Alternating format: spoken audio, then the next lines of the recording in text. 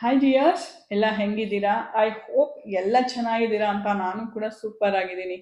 ಮತ್ತು ನನಗೆ ತುಂಬ ಖುಷಿ ಆಗ್ತಿದೆ, ನಿಮ್ಮೆಲ್ಲರದು ಸಪೋರ್ಟ್ ತುಂಬ ಚೆನ್ನಾಗಿದೆ ನನಗೆ. ಸೊ ಆ ಕಾರಣಕ್ಕೆ ಥ್ಯಾಂಕ್ಸ್ ಅಂತ ಹೇಳ್ತಾ ಇವತ್ತಿನ ವಿಡಿಯೋ ಯಾವುದು ಅನ್ನೋದ್ರ ಬಗ್ಗೆ ಮಾತಾಡೋಣ. ಇವತ್ತಿನ ವಿಷಯ ಏನು ಅಂತಂದರೆ, ನಾನು ಇವತ್ತು ತುಂಬ ಮಾತಾಡಲೇಬೇಕು ಅಂತ ಹೇಳಿಬಿಟ್ಟು ಈ ವಿಡಿಯೋ ಮಾಡ್ತಿದ್ದೀನಿ. ಯಾಕೆಂದರೆ ನನಗೆ ತುಂಬ ಜನ ನನಗೆ ಕ್ಲೈಂಟ್ಸ್ಗಳು ಬಂದಾಗ ಕೇಳ್ತಿದ್ರು, ಇಲ್ಲಿ ನಮ್ಮ ಫೇಸ್ ಮೇಲೆ ಪಿಂಪಲ್ ಥರ ಆಗಿದೆ, ಬಟ್ ಇದು ಪಿಂಪಲ್ ಅಲ್ಲ, ಇದನ್ನ ರಿಮೂವ್ ಮಾಡ್ಕೊಳ್ಳೋಕ್ಕೂ ಬರ್ತಿಲ್ಲ, ಇದು ತುಂಬ ದಿನ ಆಯಿತು ನಮ್ಮ ಫೇಸಿಂದ ಹೋಗ್ತಿಲ್ಲ, ಇದಕ್ಕೆ ಏನು ಮಾಡೋದು, ಇದು ಪಿಂಪಲ್ ಏನಾ?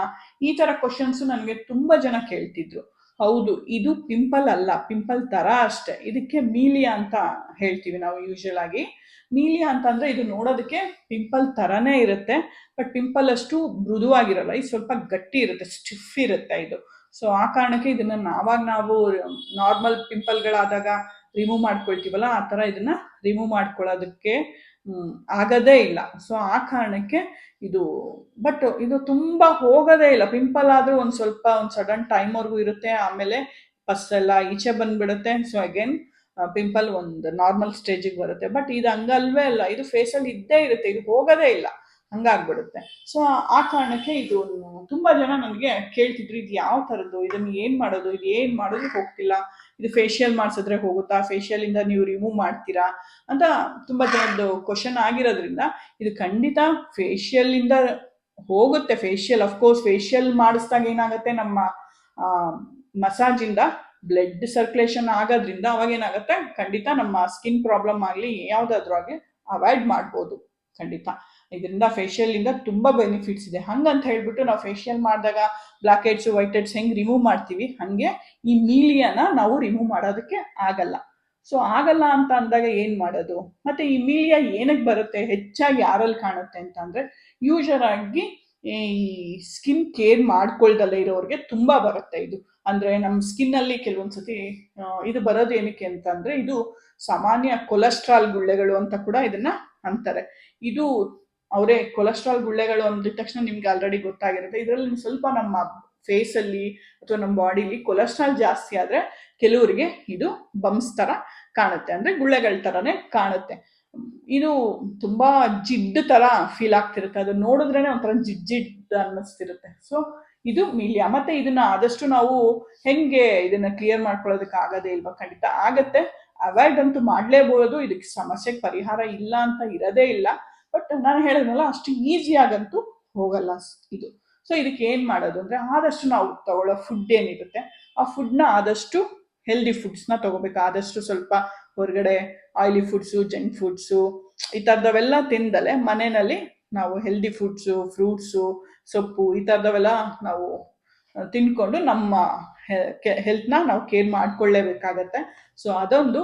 ಮತ್ತು ಈ ಮೀಲಿಯಾ ಏನಿದೆ ಇದನ್ನು ನಾವು ತುಂಬ ಜಾಸ್ತಿ ಆಗೋವರೆಗೂ ಬಿಟ್ಕೋಬಾರ್ದು. ಆದಷ್ಟು ಸ್ವಲ್ಪ ಸ್ಟಾರ್ಟಿಂಗ್ ಸ್ಟೇಜಲ್ಲೇ ಇದೆ, 1-2 ಕಾಣಿಸ್ಕೊಳ್ತು ನಮ್ಮ ಫೇಸಲ್ಲಿ ಅಂದಾಗ ತಕ್ಷಣ ಇದನ್ನು ನಾವು ಒಂದು ಪರಿಹಾರ ಮಾಡ್ಕೋಬೋದು. ಖಂಡಿತ ಇದು ಸ್ಟಾರ್ಟಿಂಗ್ ಸ್ಟೇಜಲ್ಲಿ ಇದ್ದಾಗ ಮಾತ್ರ ಮಾಡ್ಕೋಬೋದು. ಏನು ಅಂತಂದರೆ, ಯೂಶುವಲ್ ಆಗಿ ನಾವು ಫೇಸ್ ವಾಶ್ ಅಂತೂ ಬಳಸ್ತೀವಿ. ಯಾವುದೋ ಫೇಸ್ ವಾಶ್ ನಾವು ಬಳಸೋ ಬದಲು ಇದಕ್ಕೆ ಸಿಲಿಕಾಲಿಕ್ ಆಸಿಡ್ ಅಂತ ಫೇಸ್ ವಾಶ್ ಬರುತ್ತೆ, base salicylic acid base face wash ಬರುತ್ತೆ. ಅದನ್ನ ಬಳಸೋದ್ರಿಂದ ಕೂಡ ನಾವು ಇದನ್ನ ಅವಾಯ್ಡ್ ಮಾಡ್ಬೋದು. ಮತ್ತೆ ಇದಕ್ಕೆ ಮೇನ್ ಏನು ಅಂತ ಅಂದರೆ, ಇದು ನೈಟ್ ನಾವು ಹಚ್ಚುವಂಥ ಕ್ರೀಮು. ನೈಟ್ ಯಾವ್ದು ಹಚ್ಚಬೇಕು ಅಂದರೆ, ಇದನ್ನ ಟ್ರೆಟಿನಾಯ್ಲು. ಸುಮ್ಮನೆ ಈಗ ರೆಟಿನಾಯ್ಲ್ನ ಯಾವಾಗಲೋ ಹಚ್ತಾರೆ ಕೆಲವರು.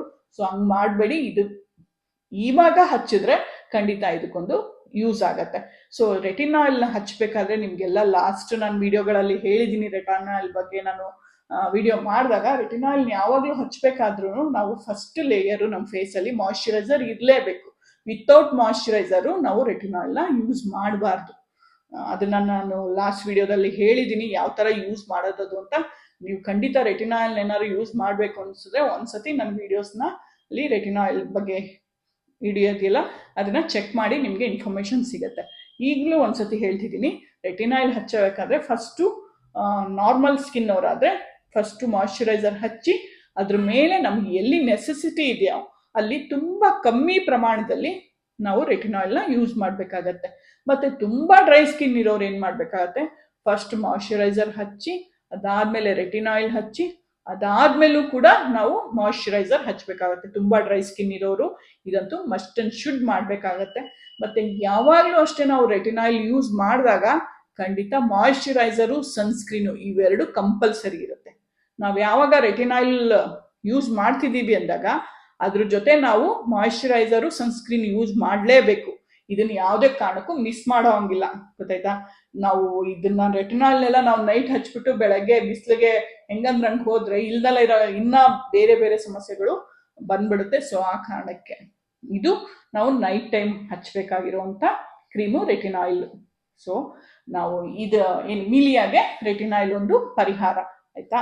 ಬಟ್ ತುಂಬಾ ಆದಾಗ ಏನ್ ಮಾಡ್ಬೇಕಾಗತ್ತೆ, ತುಂಬಾ ಕೆಲವೊಂದ್ಸತಿ ನಮ್ ಕೈ ಮೀರಿ ಹೋಗ್ಬಿಡುತ್ತೆ. ಆವಾಗ ಖಂಡಿತ ನಾವು ಡಾಕ್ಟರ್ನ ಕನ್ಸಲ್ಟ್ ಮಾಡ್ಲೇಬೇಕಾಗತ್ತೆ.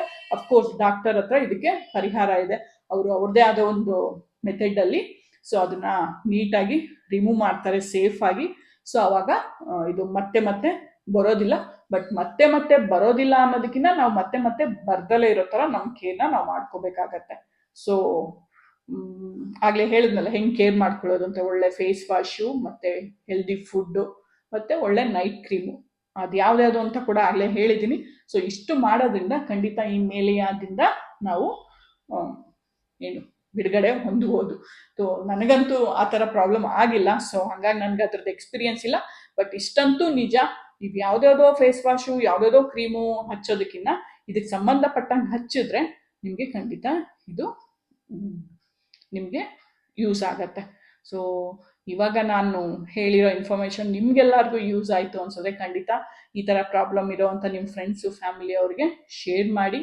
ಮತ್ತೆ ಇನ್ನೂ ಖುಷಿ ಅನ್ಸಿದ್ರೆ ಒಂದು ಲೈಕ್ ಮಾಡಿ ಅಂತ ಹೇಳ್ತಾ ಈ ವಿಡಿಯೋನ ಎಂಡ್ ಮಾಡ್ತೀನಿ. ಹೋಗ್ಬರಲ್ಲ?